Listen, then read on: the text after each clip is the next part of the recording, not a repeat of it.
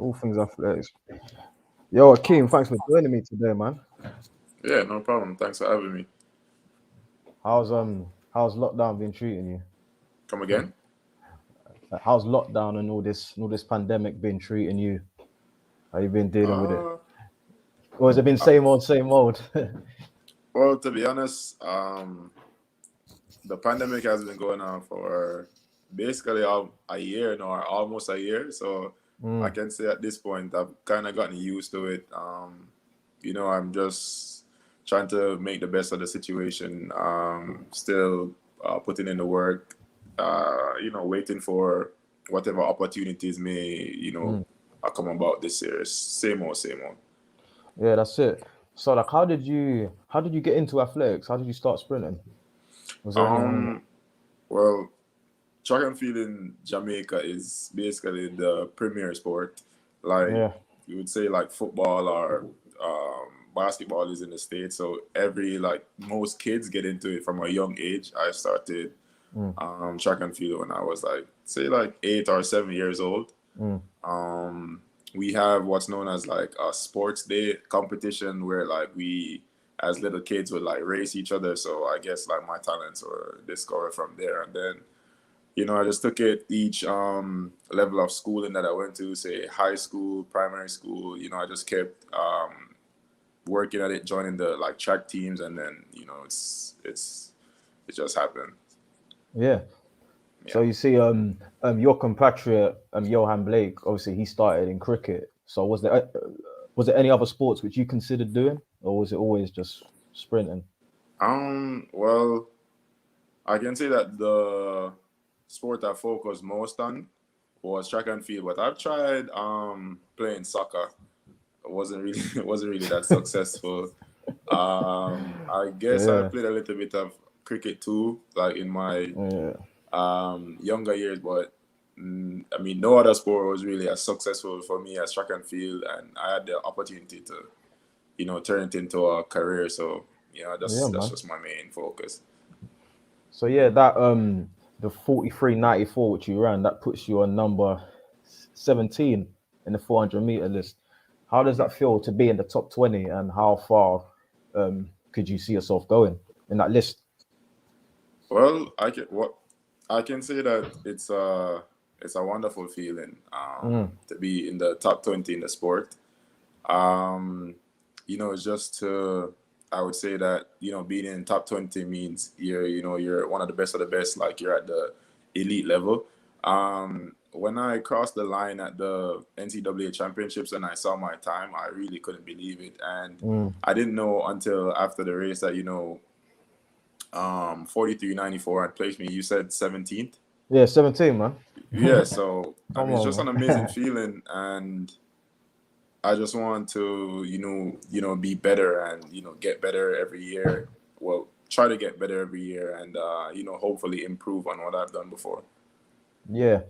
So in terms of the upcoming, because I'm an official, I'm a timekeeping official, and I'm a field Okay. official. I work at events, and yeah. So when I'm in London, I talk to like 400-meter runners, and they say they're inspired by people like Martin Rooney. Was there anyone who you looked up to in the 400-meter event in terms of? Mm, I would say I would say Wade Van Niekerk. Mm, I mean, I started I started doing the 400. I was a sprinter in high mm, school. And I only started doing the 400 meters my last 2 years in high school, and my I spent 2 years in college like doing the 400 meters. So I never really had like from a younger age I never really looked up mm, to 400-meter runners because I was a sprinter. I would look up to like Usain Bolt. mm. So for the most part, I can say Wade Van Niekerk because I was so amazed with what he like how he broke the world record. So I would say Yeah, man. Wade Van Niekerk. Yeah, you just mentioned the college. So what's it like being as they call I'm a student athlete. How do you balance your studying with your sport? And is that ever tough? Has it been tough for you at times? Honestly, it has not been really tough. Um, well, I think that like for everything in life that we do, we should always try to strike a balance. So if it's a case where you know that you're a student athlete, you just have to make the time, to put the studying in. Also, you have to make the time to put the work on the tracking. So, I mean, for me, it's not, it hasn't been really difficult, balancing being a student athlete. It's just a case where, like, you just have to have your priorities right. Mm. So would you say as a Jamaican, because of Bolt, what he's done in the sport, Yeah. would you say there's pressure on a Jamaican sprinter? Well, I mean, what Usain Bolt did was he really set a high standard for Jamaican sprinting. And if being a young Jamaican athlete, show any sign of promise, they automatically try to, put you in the ranks of, I would not say Usain Bolt, but put you in a, like, just give you a status like, okay, like this guy can do great things because Usain Bolt has left behind such a huge legacy. They expect someone to come and fill those shoes as a Jamaican. And I just feel like it's pressure, yes, because I mean someone left behind that great legacy. But as an athlete, you should understand like you are on your own journey. You're trying to achieve your own thing. Like, you're trying to do your own thing. So I think like, Bolt did leave, such a high standard behind, but at the end of the day, you just have to try to accomplish your own goals as an athlete. Yeah. So there's many athletes from your country and even from the GB. They go out and they go in the States and they study and they go college there. Would you encourage that for sprinters to just get to America, or what would you say about that? Well, to be honest, I think you have to find What's what good works for you? best for you and your journey, because coming to the States was very beneficial for me. It put me in an environment where I was competing with really fast people every weekend in college. So it allowed me to really develop. But at the same time, not because it works for me, it might work for somebody else. So I would say, I had, a really positive experience coming to the States. But I would Yeah. say to, anyone, just find what works best for you. If it's to stay home and, study and train, if that you think that's what's gonna work best for you, then do that. But if you want to come to the States, it will give, positive effects, or it could affect you negatively. So it's just to, find what's best for you. Yeah. And what was it like with the Puma sponsorship? That must have been a big move for yourself. Well,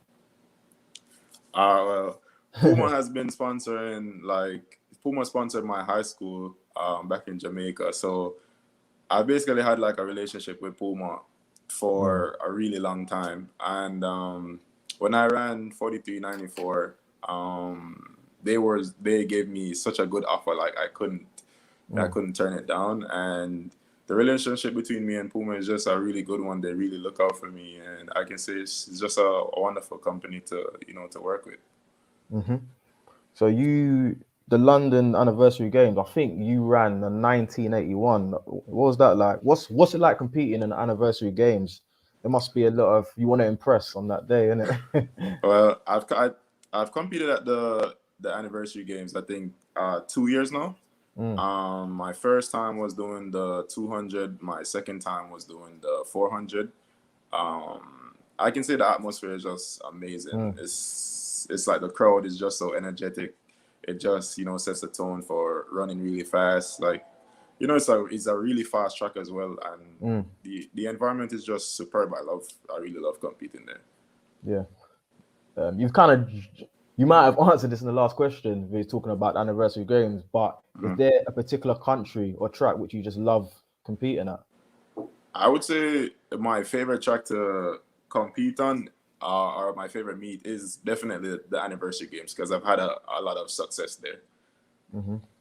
Yeah. So, like I was saying, you was number 17 on the list, and I think for the indoors, you're number 6, as far as I'm concerned. Something like that. Okay. Yeah. You can definitely go to number 1 on that one. That's what I was thinking. I was like, wow. Right. And you think, do you Is there a preference, indoor, outdoors, or you just Um, well, for me, I at first I didn't really like indoor because it was just like so tight for me being like an athlete that is 6'6". It was kind of tight for me to maneuver those turns, but racing on it over time, I eventually got used to it, but I still prefer to compete outdoors. Mhm. So talk me through what's a normal training day for you, and how long would that last roughly? Well, the training day depends really on what type of work we're trying to accomplish. We have some speed endurance days. We have a lot of endurance days.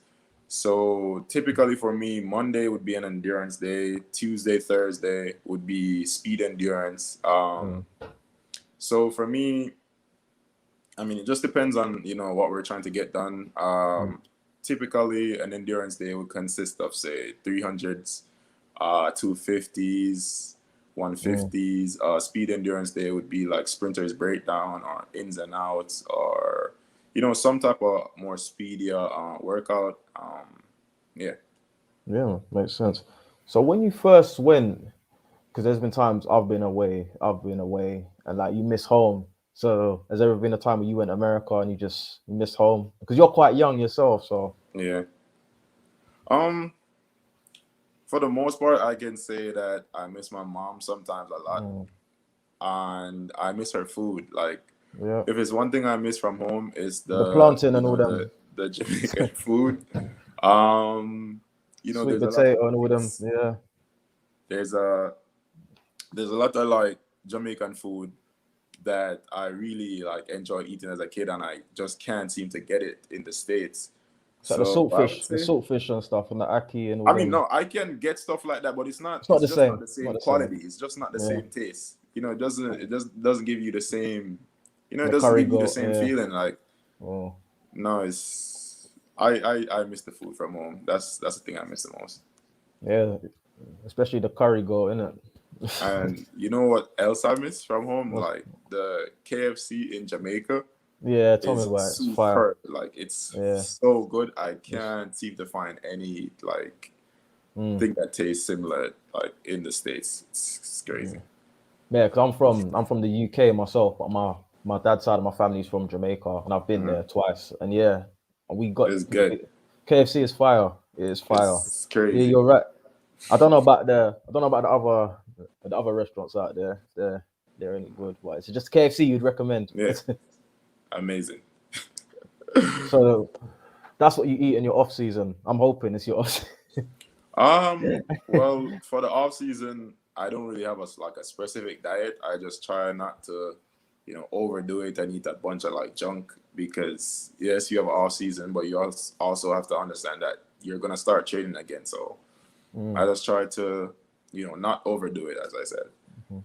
And so, who's been the best opponent in your race? Would you say Who, any race you said that? who's been the best opponent? Yeah, like who's been say it might be Van Niekerk, James, Mm, like that you've raced well, against. I honestly wouldn't point out a specific person Yeah, because the thing is, going into every race, there's a lot of talented people yeah, of that, course. are working really hard, like even harder than you. So I would say every race that I go into, I Mm. respect every opponent. And I wouldn't say, like, okay, that opponent is the best. It's just like, we're all working towards the same thing. We're all working hard. So everybody is a tough opponent. Everybody wants the same thing. Yeah, yeah, I agree. I agree. I just asked because it kind of leads on to what my next question was. Sorry, we just spoke about like Van Niekerk, Hmm. Wade Van Niekerk. But don't you agree that, for example, say if you're in a race with Van Niekerk and you think if you can challenge Van Niekerk, then you might have a chance of winning that race. Don't you agree with that sort of thing? Like, Come again? I didn't hear that. sorry. So say, for example, if you were to challenge Van Niekerk, Hmm. that could mean that you've got a better chance of winning that particular race because he's the big man, the front runner. I mean, Van Niekerk is a superb talent, Mm, and as I said, like not to point out a specific person, Van Niekerk is a superb talent, but everybody is just a competitor, right? And as I said, like everybody wants the win. Everybody's working really hard. So, not pointing out a specific person, but everybody is I view as like good competition. Yeah. So I've spoken to a few 400-meter runners, Martin Rooney, Conrad Williams, and just hearing commentators in general, they've always said this. But as to you as a sprinter, would you say 400-meter is the toughest event? 400 meters is definitely the toughest sprint event because 400 meters is a sprint. Um, for me, I've done the 400 and the 200, and the 400 meters hurts way more than the 200 after you finish that race because even though you can't sprint it all out, you still have to be running at a high intensity for 400 meters. So it's I definitely think it's the hardest sprint event. And is there would you say there's tactics in the 400-meter events, or say like you're gonna fire the first 100, then you might ease off the next 50, then go back on? Would you say there's tactics? You've got to balance the race, see how it Of goes. course, Yeah. definitely. I think like you can't sprint a 400-meter race all out, so you have to come with some form of tactics. For me, what me and my coach are working on is setting up a very strong first part of the race. Relaxing on I think it's the third 100 meters, and trying to finish strong. You can't. There has to be some point of relaxation in a 400 meters. You can't sprint the whole race all out, or else you're gonna burn out. Yeah. Not to keep talking about Wade, but just talking about the 400 meters. So he got the world record from lane 8. Yeah. So, in your opinion, does it really matter on what lane you get? Do you believe lane draws help? I'm gonna be honest. Lane draws do help to a certain extent, Yeah. but it depends on what type of athlete you are. For a good example is for me being so tall. I think like lane 1, running say lane 1 and 2 would be like a disadvantage for me because I'm so tall and the curve is so tight. So I would say lanes do give an advantage, but it just depends on what kind of athlete you are, how you're built. Lane, even though Wade Van Niekerk broke the world record in lane 8, Yeah. some people can't compete out of lane 8 because they need to see athletes in front of them to measure their race properly. So it all depends on what type of athlete you are and what strategy you go into the race with. What's it like being part of a relay team?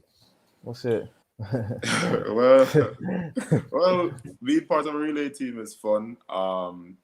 You just know that each person has their part to play, and the idea is to get the stick around successfully and finish the race. So I would say it's fun, yes, but there's also a lot of pressure, especially if your teammates are depending on you to deliver. You really have to come really good on the day to to do your part. Yeah, and is there any, not to say, because obviously when I was doing relay, when I was doing 4x1, 400 meter relay, obviously everybody wanted the last leg, bit of glory. Is there any ever any arguments over I want this leg, I want that leg between your team? Would you say? I mean, of Or course, like when I was in high school, I used to, and I ran the 4x1. I used to always want either the second leg or the ankle leg, of course. because it was basically it was a straight. So and me being so tall, I think like I could give a better account of myself either Of on the course. second leg or the ankle leg. Ankle leg allows you to celebrate with the crowd, especially if you're finishing the race pretty strong, finishing in front. It gives you a chance to celebrate. But there has definitely been arguments between me and my teammates in the past about what legs we want to run. Yeah. And Would you say those arguments they kind of stem from your individual thing? Like say for example, if me and you was on the same team, but like you won your home championships, Hmm. but I didn't even I came sixth. Would you say that gives you that helps you of get the leg you want, or doesn't it, Matt? Well, I mean, you never want to really set a relay based on like ego or what the Mm, athlete thinks they can do. You always want to set a relay, um, with the idea of a strategy. So if you know that someone is a really good starter out the blocks, you always want to put that person, on the first leg. If you mm, know someone is a good, close on and can run people down, you put that person on anchor. So it's just like you gotta think about like strategy and the capabilities of each person when you're trying to set up a relay. mhm. Um, just as he was talking on being a big sprinter, um, like I know Reese Prescott from the UK, he hasn't. You could say he's a very good sprinter, but he hasn't got the best start. Yeah, Neither did Bolt. So right. would you? Yours is not that bad. So- No, but it could be better though. oh, you think? So what is that about? Is that just like literally what it is? Just the size of having to doesn't help. Um, well, for me, um, block starts has always been a problem for me due to my Mm, height. Um, it's just a case where when I'm in the blocks, like I tend to feel like really uncomfortable in like crouch position. mm-hmm, So you got to understand that like a shorter person has like shorter legs and a lower center of gravity. So coming out of our blocks is easier for them. So I mean, tall people tend to have, you know, um, not so good starts due to height, like fitting in the blocks. It's a lot of things. yeah.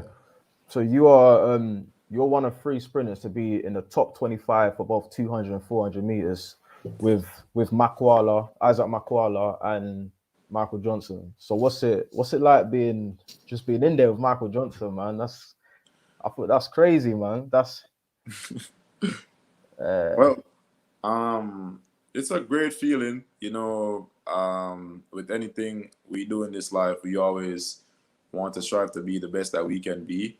And what I've done so far has allowed me to be, well, in the top 25 for both events. Like that puts me like in very like high standard, like puts me in the top, like, a top rank, like in track and field. mhm. But the idea is just to, try to keep improving. You feel great about your accomplishments so far, yes, but I'm also very young. There's so much, left to improve on, so much left to do. So it's just to keep moving Mm. forward.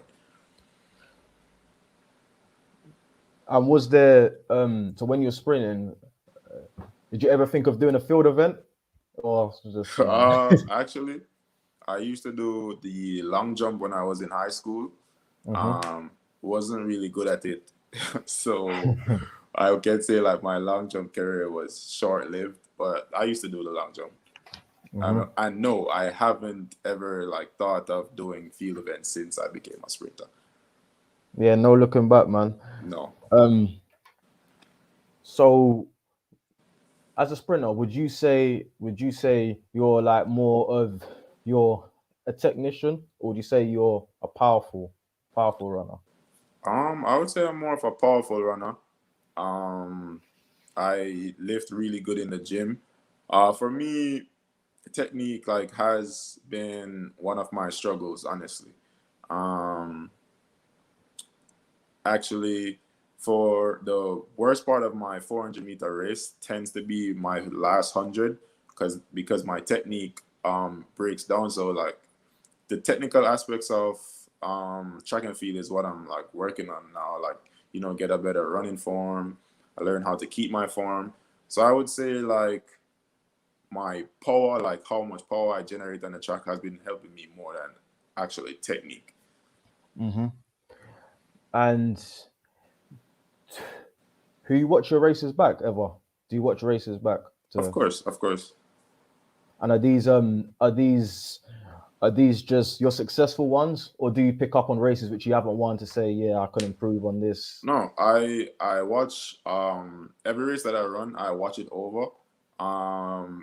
Just to see where probably I've made mistakes, like what I can improve on.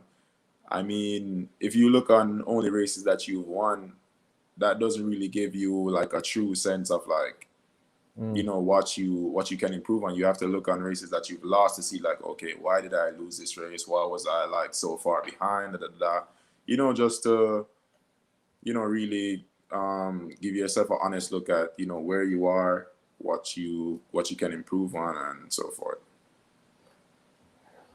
So if you had to choose one, 200, 400, which one do you think it would be? Well, I've always been asked that question. To be honest, I honestly don't know. I honestly don't know which one I would choose, because I've had a lot of success with the 400 meters, but I really love the 200 meters. I have not had the level of success I've had with the 200 meters, like the 400 meters. So it's kind of hard to choose. And have you ever? That's a question I've been asking everyone. Have you ever full started before? Anywhere? I probably have, but I don't remember. I can't recall Yeah. when I've ever false started in a race. I probably have though, probably in my younger years. Since Yeah. I came to college and since I became a professional athlete, I don't remember false starting in a race. And the reason why I mentioned full start, because I was gonna, because at the 2011 World Champs when Bolt full started, I thought, because that was the time everyone was talking about because that was 2 years after he set the world record. Everyone was like, if he could improve when he started, he can go even quicker. I felt it was just more that eagerness to get the world record. So what's your opinion on full starts? Like, why do you think people full start? Well, it can be a lot of different factors why people false start. I think you could be nervous. You could be, really eager to get out the blocks. You could also false start because you actually want to get out of the race. Like, probably you feel something during the warm up, or you feel something taking a stride before the race, and you just false start so you don't have to run that race. There's a lot of different reasons why people false start. I think though that the false start rule, where you only get one false start, I think it's kind of unfair. I think the false start rule that they had before, where I think you get two chances, was a much more fair rule. I think the one false start rule is very unfair, but there's lots of reasons why people false start. And when you're on the start line, are you ever nervous before races? I can't recall that. Like, I always say, like, if I go into a race and I'm not nervous, that means I'm not ready to run. So every race, no matter what level it is, it could be a development meet, it could be a championship final. Every single race, I am nervous because you train really hard and you have certain expectations for yourself. So for me, it's the expectation that I have for myself. I really want to deliver. So before a race, I'm always nervous. Yeah. So when I was doing martial arts in my younger years, when my dad was watching me, that's when I would get more nervous. So is that like that for you? Say for example, like as you just said, you're nervous as it is, but if you have your friends and family watching you, does it add? Does it make you more nervous or? Well, to be honest, if my friends and my family come to a meet, I will be more relaxed because you know that you have that support behind you, no matter what's the end result of the meet. But I would say like friends and family don't really influence me being more nervous or like less nervous before a race, because it's all on me. Like, I'm out there by myself competing, basically, like in my own lane. So whatever is going through my mind is not about like my friends and family. It's about me, like, wanting to compete well. So I'll still be extremely nervous. Yeah. So just talk to me about the silver in the world relays. That must have been great for you, man. Are you talking about World Relays or World Championships? The World Relays first. Oh, okay. Yeah. Well, it was my first World Relays, so it was in Japan. Yeah. Yeah, it was a Yokohama. wonderful Yeah. experience actually. I think we finished. I want to say we finished third in that race, Mm. but our team had gotten disqualified and we finished Yeah. second. Hmm. So for the first World Relays that I went to come out with a silver medal was a fantastic experience for me, to be honest. Yeah. And what's the country like, man? That must be a nice place. I mean, it was different. Like it's everything is just so like orderly. Like Mm. everything is everyone was like friendly. The environment, like the fans in the stadium, like were so energetic. It was just an amazing environment. Like it was such a beautiful country Yeah. to just walk around and like look. Like we stayed in the city Mm. when we went to Japan, and it was just amazing. Like just to like walk around. I went to like supermarkets, Mm. just to see how like how businesses like run in Japan. It was just an amazing experience. So sorry, going back to America. Mhm. Did your so what was it like? Um, your coach, was it different when you went? Obviously, when you went from Jamaica to America, your athletics coach. My coach, Yeah, your coach. Yeah. um, I would say he wasn't that much different. Mm. Um, I was fortunate enough to work with a very good coach when I went to Auburn University. I was fortunate enough to work with a really good coach. His name is Coach Spry. He was very patient with me. Um, as patient, I would say probably as patient as my high school coach, had been with me, because in high school I had a lot of injuries because my body wasn't I would say my body wasn't developed enough to sprint really fast. So I was moved to the 400 meters. When I came to college, Mm. it was the same like principles my coach went through with me. He was very patient. I didn't race a lot. I didn't race every weekend. I still got hurt when I Mm. came to college. I still got a lot of injuries. He just really, worked with me through that, and he was a part of, making me the athlete that I am today. Yeah, man, big him up. So what's that like? Just getting injuries, numerous injuries in your mind. Like how you does it get you down, or do you use it for like motivation? It must be tough. Like when you just say come back to a race and you get another little niggle. What's that thought process like, man? Well, injuries are a part of the sport, Yep. first and foremost. And I think every athlete needs to understand that, look, like running at a really high level like that, the faster you get, like the more you're susceptible to an injury. I just think like I've been injured a lot, but every time I get injured, like I fall into this probably like I fall into this state of depression, because you're like, yo, I've Mm. been working so hard.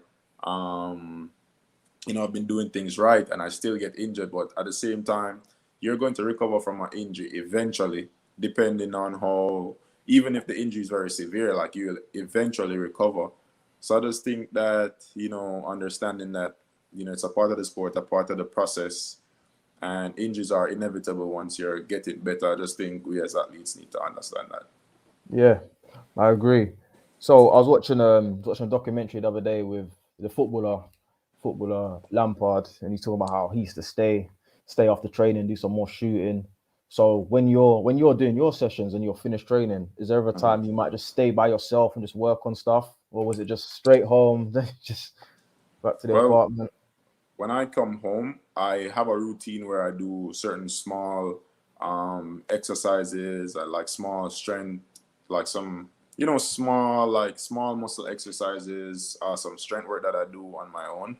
Because success is not just about like what people see, it's like what's not seen, like what you do behind the scenes that will make you, even more successful. And I just think like as athletes, your coach can't do everything for you. Mm-hmm. You have to make sure that, behind the scenes, you're doing some form of work on your own, whether it be stretching, Mm-hmm. hydrating, eating properly, doing strength work on your own. So I have my own routine that I follow religiously. I would say 3 to 4 days a week. I come home after training and I do my own thing. So yeah. Yeah, that's it. So how was winning the getting the silver in the world champs? That must have been a great feeling for you. Well, I was having a terrible season in 2019. I didn't qualify for my country's world championship team at my trials. It was after the season, it got to the latter part of the season, and I started running well. They selected Mm-hmm. me. So that was my first time making a senior championship team. And, not everyone gets a medal their first time around. So for me to come out with a silver medal was, fantastic. And, I'm really thankful. Yeah, so the 44.93 you've got, that's the indoor record for your in Jamaica. That's your Jamaican indoor record. So is it Wait, I think the no, I'm talking Kingston College. The Kingston College oh, one. for the Yeah, I'm championship going, record yeah, for champs. 24/5. Yeah, Okay. yeah. So is it, what was I gonna ask? Yeah, is it all about just getting the national records, or is it just about just getting the records where everyone, the big boys are in? Well, the idea is is competing hard and getting better. Yeah. And if your race leads to a national record, then fine. If it leads to a world record, completely fine. That would be excellent. But the idea is just to keep racing, keep being consistent, keep improving. It's not just about it's not just like chasing national records or whatever. It's just about keep getting better and better every day. And this summer, are you gonna be there if it goes The ahead? Olympics. Yeah, if it goes ahead. I mean, that's my main goal right now. That's my main aim. That's what I'm working towards. So I'm speaking it into existence. Yes, I will be there. I'm looking forward to being there. It's just to keep doing what I'm doing. Hopefully, at the end of the day, I have a really successful season, and being an Olympian is one of my dreams, and I just hope it comes into fruition. Yeah, that's it. So would you say that obviously what's going on with the pandemic, would you say that's sort of helped your career in a sense, because it's given you more time to train and get ready for the summer? Or was you ready last year? So with the okay, I can't really say that I was ready last year or it gave me enough time to get ready, because the pandemic also caused a lot of races to be shut down, so we didn't really get to compete last year a lot to get ready. So I just hope that this year is going to be a little bit different. Hopefully we'll have a lot more competitions to get sharp and get ready, because as athletes you need races to really get into your rhythm. So hopefully a lot more races get to happen this year, and eventually it's just a race until I get to the trials, make the Olympic team, and then compete at the Olympics. Yeah. So I've seen many interviews with boxers, footballers, rugby players even, and they've said how this sport is just a job. But with you, are you a lover of running? Like, do you enjoy athletics? Oh yes, I really enjoy athletics. Good. I've been doing this for, I would say, I've been running for more than half of my life so far. I'm 23 years old, and as far as I can remember, I've always been running around the track. I've always been, running. So it's just a real, a blessing to be able to turn it into a career and, get paid to do it. But I really do love running. Hmm. And you see with your coaching, is there ever a time where you might go and train and what you're doing is something you thought of, or is it always from your coach in terms of Well, drills? for the most part, my coach, my current coach, his name is Henry Roll. For the most part, he sets the workouts, and we come to training, and we do the workouts. I would say, like, I can't think of a workout and go to training and do it, because I probably think of an easier workout to do. But what I can say is Hmm. that it's very important for our coach to listen to the athlete. If there's a part of the workout I think that I can improve on or make a certain change to get better, then I would expect my coach to listen to me. Yep. But for the most part, I do the workouts that my coach tell me to do. Hmm. And is there when I used to run, the first thing I would do, obviously, as we just said, every training session is different, but something I would just do as soon as I get to the track, I do 2 laps of the track just as a little warm up. Yeah. Is there anything you do when you go to the track, or any superstitions? Well, I like to listen to music before Mm. competing. Majority of the time before my race, even if I'm like jogging, before my race, like warming up, I will have on some headphones, just playing some tunes. I think it like really puts my mind at Mm. ease, it allows me to not get really overwhelmed by the situation, like, going to compete. So that's for me, that's what I do before my race. Yeah. This is a similar sort of question, but um, for example, if you just ran in a semi-final and you got through, you made the final, are you watching other people in the semi-finals, or are you just focused on your race? Well, to be honest, if someone runs a really fast, like, runs a really fast time in the semifinals, of course you're going to, as an athlete.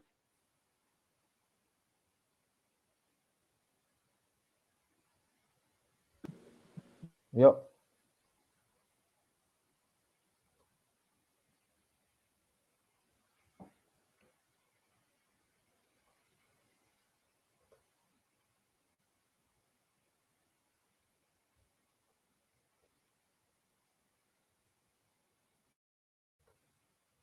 Oh, wow.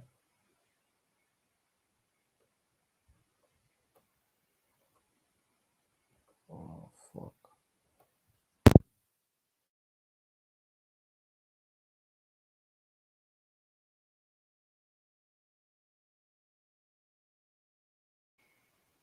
Hello. Yo.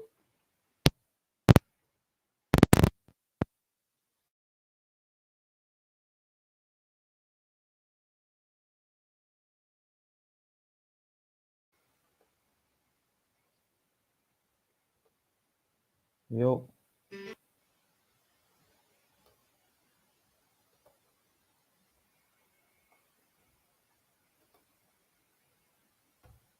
Yo.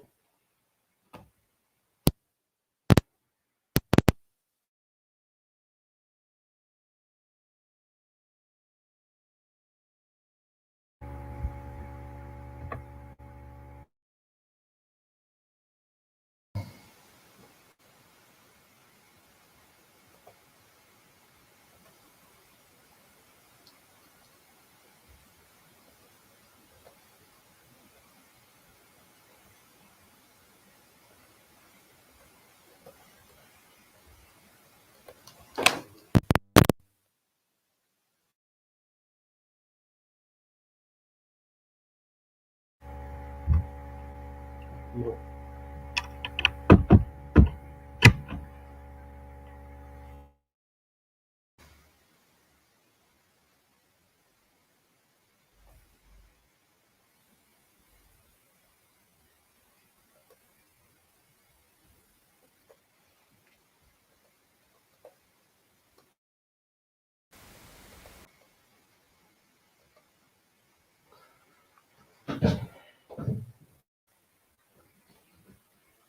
Hello.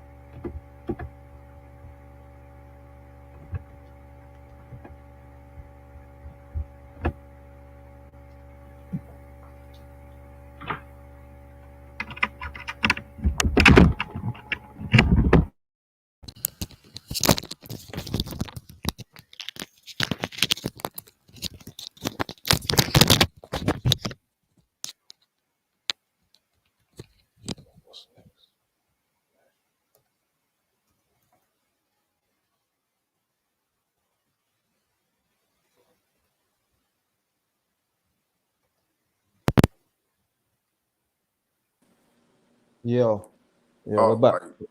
We're back. We're back. We're back. okay. So yeah, what I was gonna say is that would you say athletics is it like a short career? Because how much Olympics would you say it's a Um, short career?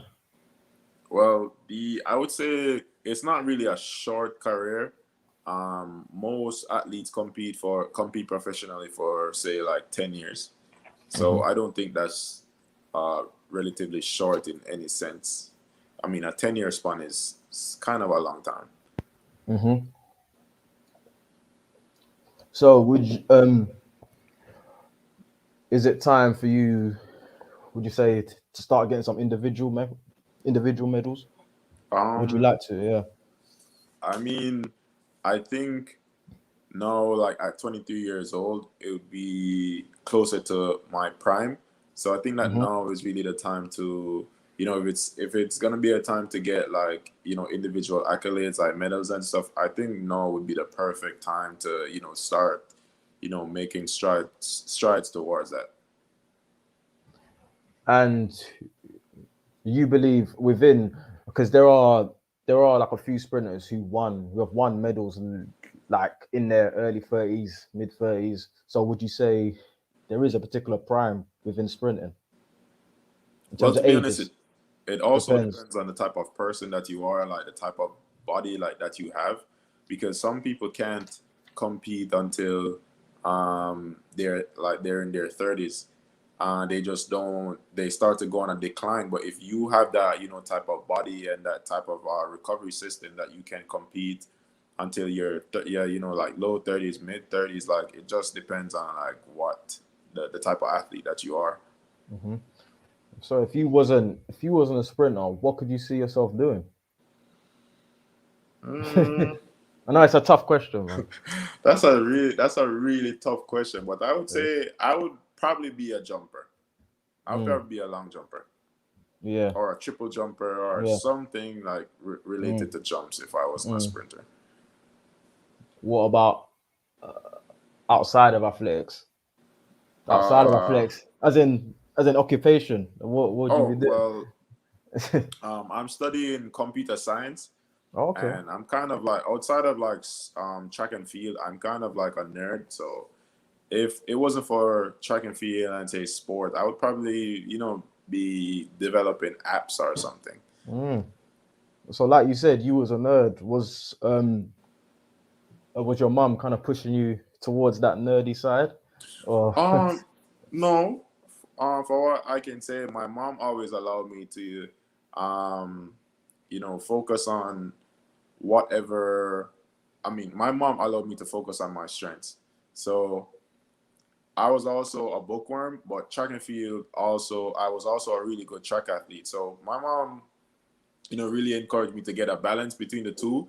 She wasn't really pushing me to, be a nerd or pushing me to be an athlete. She just allowed me to kind of, strike a balance and do just allow me to do what I love to do. yeah? So yeah, it must be a great feeling making her proud, winning your medals, and is that another reason why you do it as well? Of course, I think like everything that we do like in this life is not only for us, it's also to better people's lives as well. And for me, my mom is a really integral part of my life, and I wouldn't be where I am without her. So everything that I do, I always hope that I would make her proud. And the better I get and the better my life gets is it also reflects on her life. So Yeah, she's yeah, also a big reason why I'm working so hard and doing what I do. yeah. The other day I was watching the European champs from 2010 and the final that Dwayne Chambers, Mark Lewis Francis Obikwelu, Lemaitre. That was one of my favorite races, which actually got me into athletics. Would you say have you got a favorite race or just saying? My all-time favorite race was Usain Bolt running 9.58. That will forever be my all-time favorite race. I can say that I think it was in Berlin. 2009. Yeah, Yeah, 2009. back in Yeah. 2009. I mean, I was still like, I wouldn't say a kid, but I was still pretty young. And just to sit and like watch that was just an amazing experience for me. I can remember sitting in my living room, me and my mom and some of my neighbors was watching the race on a small TV, and you know, it was just an amazing experience. I never believed that someone could actually run that fast. So to sit and see that, from a fellow Jamaican athlete, it was crazy. That will forever be my favorite Yeah. race. And what's the fans like in Jamaica? It must be crazy, man. Well, Jamaica, as I said, track and field is the premier sport in Jamaica. Jamaica has great fans, but they can also, be the fans are. It's a bit hot and cold. When you do well, the fans they cheer you and they put you on this pedestal. But when you do bad, like you don't do so well, they tend to tear you down. Like they say a lot of negative stuff. So it's just it's really great fans, yes, but I don't think like, you should pay attention to what fans have to say. Like at the end of the day, like you do good, they build you up. You do bad, they tear you down. You just have to focus on yourself at the end of the day. But Jamaica does have really great fans, though. Yeah. And apart from the food, is there anything else you can tell people about Jamaica, which is why it's so great? The weather, I assume.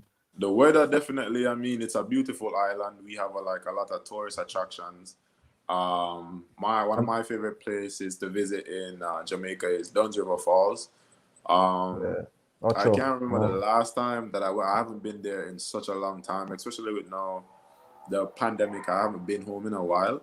So, I can say like I just miss my country because yes, the food is great, but the island is also, really beautiful to travel around and like experience different tourist attractions. So, yeah. Yeah. So whereabouts are you situated now in the States? I'm situated in Florida. I live in Margate, Florida. Okay. Yeah, this is why I asked because I've been to Orlando. Orlando is just that's probably my favorite holiday. But I would say, yeah, man. So we kind of touched on the Olympics, which would probably be your answer. But I was gonna ask, like, what's next for you? But Olympics, probably. Well,